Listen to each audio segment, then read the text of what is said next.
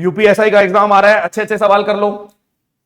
10 आंकड़ों का औसत वजन इतना है, इसमें से 3 आंकड़ों का औसत वजन 50 है, 4 का इतना है, और 8वां जो आंकड़ा है वो 9वें आंकड़े से 10 कम, और 10वां जो आंकड़ा है वो 6 कम है 8वें आंकड़े से। यानी आपने बोल दिया 10 का इतना है, तो शुरुआत के 3 का है 50, अगले 4 का है 60, और अगर मैं इसकी बात करता हूं कि 8वें की, 9वें की और 10वें की, तो यदि ये x है, तो अगर आप बोल रहे हो 8वां 9वें से 10 कम है, तो यानी कि आपने बोल दिया ये x प्लस 10 है।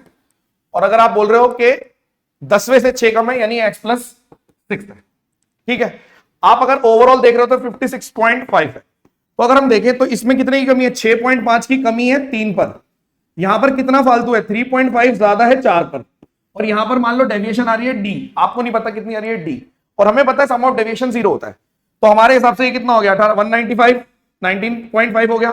और यहां पर अगर आप बोलोगे तो 14, यानी कि ये आ गया -5.5, और यहां पे डेविएशन d, इसका सम 0 है, यानी डेविएशन की वैल्यू आ गई 5.5।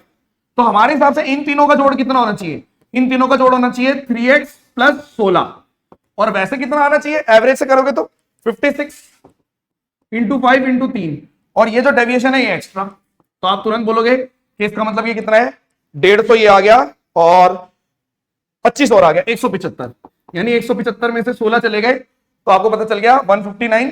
तो x की वैल्यू 159 डिवाइडेड बाय 3, 5 और 3 53 पूछा गया, 8वां पूछा है, x की वैल्यू 53 हो गई, आंसर है 53।